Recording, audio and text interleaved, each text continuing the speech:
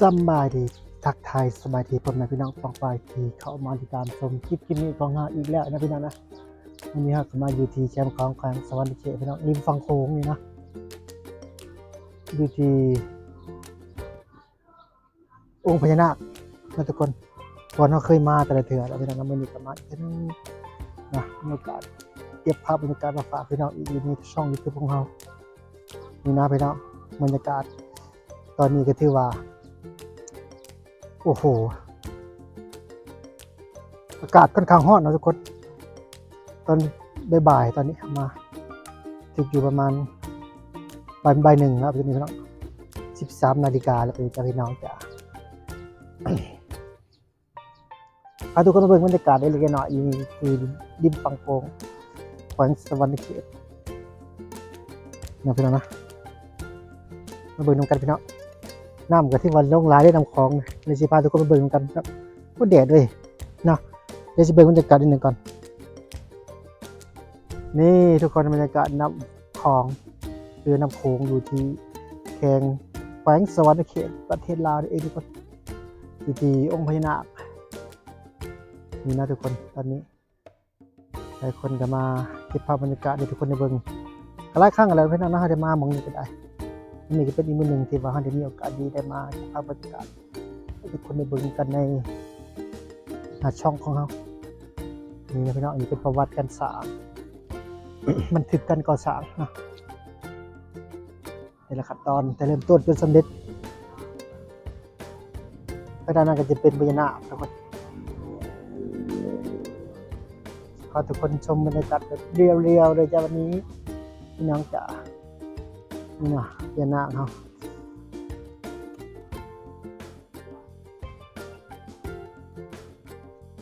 นี่นะทุกคนเบิ่งบรรยากาศด้านนี้กันต่อพญานาคองค์เล็กตัวนี้จะเป็นพญานาคประจำวันเกิดแต่ละวันทุกคนจันทร์ถึงอาทิตย์มี7 องค์ทุกคนนะจันทร์คารพุธพฤหัสศุกร์เสาร์อาทิตย์ประมาณนี้ทุกคนนี่นะนี่พญานาคองค์เล็กนะตัวนี้นะพี่น้องนะนี่ทุกคนดูกันบรรยากาศในมื้อนี้ในช่องของเราคือเก่าคือเดิมทุกคนแดดเพิ่งไปเนี่ยนะอันนี้คือป้ายขอให้มีความสุขภาพพระอนามัยสมบูรณ์แข็งแรงอายุมั่นยืนพี่น้องนะ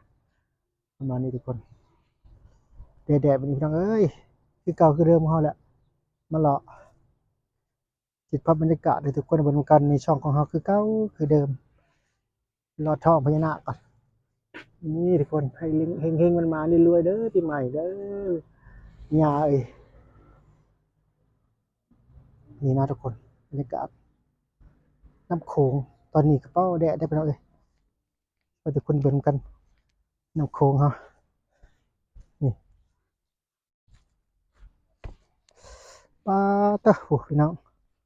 บรรยากาศน้ำโขงฝั่งลาวเขาน้ำโขงฝั่งลาวจ้าตอนนี้แดดร่างไปแดดแรงมากๆเลย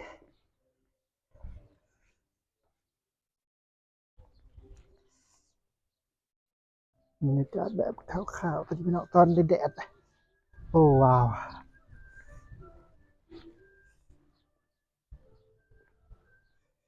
แดดจริงๆอันนี้อยู่ที่แขวงสวรรค์เขตประเทศลาวคือเก่านะทุกคนอ่าแต่นี่คือในคลิปก่อนทุกคนนะก็ได้อ่าพาทุกคนไปชมบรรยากาศคอนเสิร์ตนะทุกคนอยู่ในเซโนนะน้องที่ดาราเป็นมานั่นนะเฮาก็มีเรื่องที่เราให้พี่น้องได้ฟังกันเรื่องราวของคุณยายคนหนึ่งนะที่ว่าเฮาได้ไปเห็นในมืออันคอนเสิร์ตนั้นเนาะเพราะว่าน้องที่ดาราเพิ่นก็ออกเลิกได้พุ่นน่ะเนาะ4 ทุ่มครึ่งพุ่นเด้นะประมาณพุ่นแหละวันนี้มีคุณยายคนหนึ่งรอฟังรอท่าชมบรรยากาศรอท่าให้กำลังใจน้องธิดาลาวทุกคนนะจนดึกเนาะเพราะว่าเพิ่นก็อยากอยู่ให้กำลังใจลูกในบ้านว่าในสวนคือเพิ่นว่าแหละพี่น้องเนาะก็คนมาทูแหละแต่บ้าน ของน้องธิดาลาวเลยพี่น้องมานั่งรอถามเพิ่นนะเพิ่นมาได้ใช้มาแต่บ้านพุ่นแหละเพิ่นน่ะบ้านของน้องธิดาลาวบ้านเกิดน้องธิดาลาวเพิ่นว่าสิเนาะเพิ่นอยากมาให้กำลังใจลูกหลานในบ้านเพิ่นนั้นเนาะเพราะว่าเห็นน้องธิดาลาวเพิ่นประสบผลสำเร็จเนาะคนบ้านเดียวกันเพิ่นก็มีความภาคภูมิใจเนาะทุกคนเนาะ มีความภาคภูมิใจแล้วก็เลยอยากมาให้กำลังใจน้องธิดาลาวในมื้อนั้นนะทุกคนก็บ่แม่นแต่ว่าคุณยายคนเดียวเด้อพี่น้องเห็นมื้อนั้นน่ะคุณยายหลายๆคนเนาะผู้เฒ่าแม่เฒ่าหลายๆคนก็ไปบ่ว่าจะเป็นบ้านหยังต่างๆแถวเมืองอุทุมพรพี่น้องหลายบ้านเนาะมารอท่าเนาะมีทั้งผู้เฒ่าผู้แก่มีทั้งวัยรุ่นหนุ่มสาวในมื้อนั้นนะพี่น้องไปให้กำลังใจเขาเองก็เป็นผู้หนึ่งแหละที่ไปให้กำลังใจน้องธิดาลาวอยู่ในมื้อคอนเสิร์ตอยู่ที่เซโนทั้งทุกคนเนาะวันที่19ธันวา2025ที่ผ่านมานั่นเองทุกคนจะว่างานก็จบลงไปแล้วก็บางคนนะพี่น้องเนาะ FC หลายคนก็คือฮู้แหละเพิ่นบางคนก็บ่ฮู้ว่าน้องธิดาลาวมาวันที่19คิดหลายคนคิดว่าเป็นวันที่วันที่20นะมาเมื่อวันที่20แล้วก็ถามหาแซ่ๆเลยพี่น้องเนาะเราเองก็เลยได้แชตถามทางแฟนเพจของอาจารย์ภูศิวิไลว่าเพิ่นกลับแล้วบ่เพิ่นได้ขึ้นบ่วันที่20เพิ่นว่าบ่ได้ขึ้นนะขึ้นแต่วันที่10วันที่9ที่19หั่นเนาะหลายคนก็เสียดายเนาะบ่ได้เบิ่งจังได๋ก็บ่เป็นหยังเนาะทุกคนรอโอกาสหน้าจังติดตามชมอ่าให้กำลังใจน้องธิดาลาวอีกถ้าว่าได้มาเขาเองก็ประทับใจหลายพี่น้องไปมาที่ประทับใจมากๆเลยเสียงน้องเขาดีขนาดบ่คิดว่าเด็กน้อยอายุ11ปีสิเสียงแบบมาตรฐานอลังการงานสร้างขนาดนี้ทุกคนเนาะเสียงน้องมีคุณภาพแฮงอีหลีเนาะบ่คือเสียงเด็กน้อยเลยเป็นแบบเสียงผู้ใหญ่เลยมาร้องมารำนำนั้นพี่น้องเขาเองก็หลายคนก็ประทับใจพี่น้องถือว่าบ่พลาดที่หยังเอิ้นบ่เสียดายที่ได้ไปมื้อนั้นงานมื้อนั้นพี่น้องเนาะมีความคุ้มค่า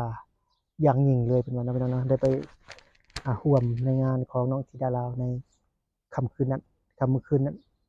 ที่19นั้นทุกคนเนาะสำหรับคนที่ได้เห็นคนบ่ได้เห็นก็คือว่าหลายๆคนเห็นแต่ในช่องยูทูบบ่คิดว่าเสียงสดน้องที่โอ้โฮสุดยอดขนาดนั้นทุกคนเสียงบ่ตกเลยนะพี่น้องเนาะสำหรับน้องธิดาลาวสาวเซโนก็สำเมืองเซโนแหละพี่น้องเมืองอุทุมพรก็ได้หลายๆมันก็บ่ได้ไกลกันมื้อหน้าก่อนเฮาสิเฮ็ดรีวิวเส้นทางไปจากเซโนนะพี่น้องไปหาบ้านน้องอ่าธิดาลาวไปหาหมู่บ้านบ่ได้ไกลกันเลยทุกคนใกล้ๆเราอยู่ในเมืองเดียวกันนะทุกคนเนาะสำหรับเซโนกับบ้านจังบ้านน้องธิดาลาวแล้วเป็นหมู่บ้านเพิ่นนั้นเนาะ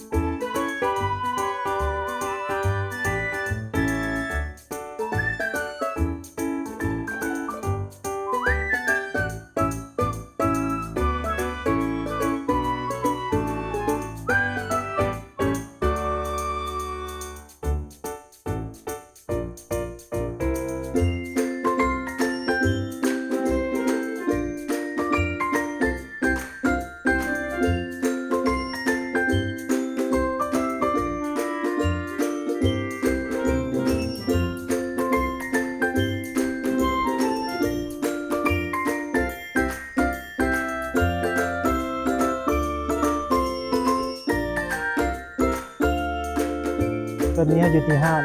กาเฟสไตล์แคมปิงอีกห้างหนึ่งทุกคนอยู่ที่แขวงสะวรรณเขตจ้ะพี่น้องเลาะกินเลาะเที่ยวเลาะซิมอีกแล้ววันนี้นะพี่น้องนะซึ่งห้างเพิ่นก็อยู่แถวๆเส้นรองนี่แหละทุกคนเนาะเส้นรองไป พวกหมอแขวงเนาะทุกคนวันนี้เราจะมาสั่งกาแฟอยู่ที่ห้านเพิ่นอีกคือเก่าคือเดิมพี่น้องตามคนมักเลาะมีเมนูมีหยังแหน่น่ะน้องเมนูอาหารจำเป็นหยังแหน่โดยเมนูจำนี่เลยบ่กาแฟกับมีกาแฟอิตาเลียนโซดานะครับประเภทชาเอ่อให้เอาคาปูชิโน่เด้อโดยคาปูชิโน่จอกเท่าไหร่ดอกข้าวหา3,000โอเคเอาจอกหนึงให้อ้ายเดี๋ยวจะมานั่งกินแบบชิวๆคือเก่าทุกคนอยู่ที่นี่แหละนะเส้นนี้จะลงไปสู่แคมป์คลองพี่น้องลงไปจะตามใส่เส้นโรงแรมโรงแรมร้านอาหารแพเมืองฟ้าคือเป็นเส้นนี้ทุกคนนะส่วนทางนี้แม่นบรรยากาศดีพี่น้องชิลมากเลยมีอันนี้อีกได้พี่น้องสไตล์มินิมอลแคมปิ้งทุกคนนั่งแบบชิลๆคือเก่าคือเดิมนะทุกคนมาวันนี้เราจะมากินกาแฟอยู่แขวงซานาเขตพี่น้องแต่ละเทื่อไปเลาะแถวเซโนมาวันนี้มาเลาะอยู่แถวสวรรค์นะพี่น้องนะมาพี่น้องเจอกันกินกาแฟกันวันนี้จังออกไปเรียกต่อวันนี้ก็มีโอกาสดีมีเวียกทุกคนเข้ามาสวรรค์ก็เลยว่า มาถ่ายคลิปวิดีโอนี้ก่อนมาฝากพี่น้องทางช่อง YouTube คือเก่าคือเดิมนะบันทึกไว้เป็นความทรงจำคือเก่าเลยพี่น้องคนมักถ่ายคลิป นะนี่แหละห้านเพิ่นก็อยู่แถวนี้แหละทุกคนเส้นตัวนี้จะเป็นเส้นรองเนาะเส้นรองวิห้ามเลี้ยวคือทางนั้น เนาะคันลงมาทางนี้แล้วสิแม่นสัตว์ลงนี้สิลงไปทางเส้นร้านอาหารแฟมผ้า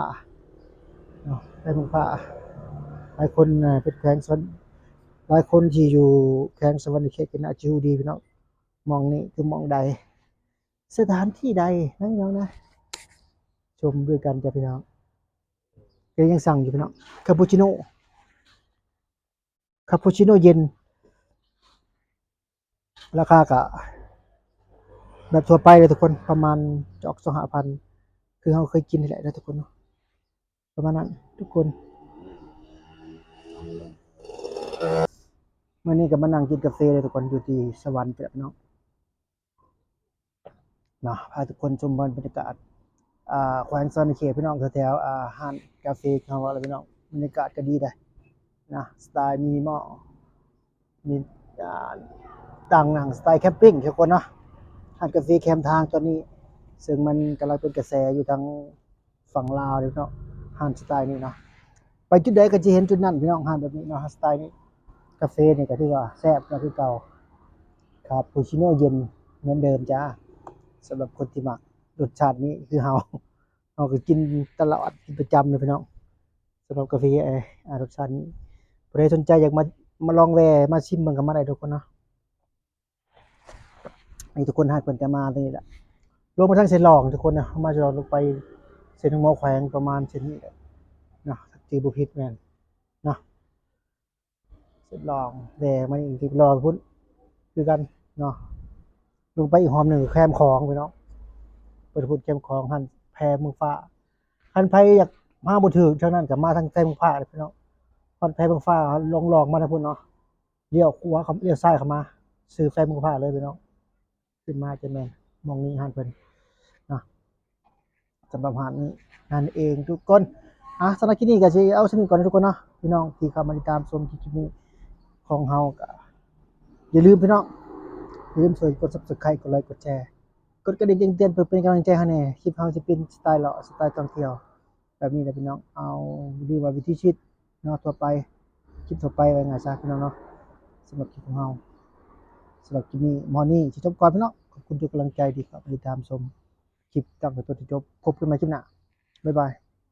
สำบายดี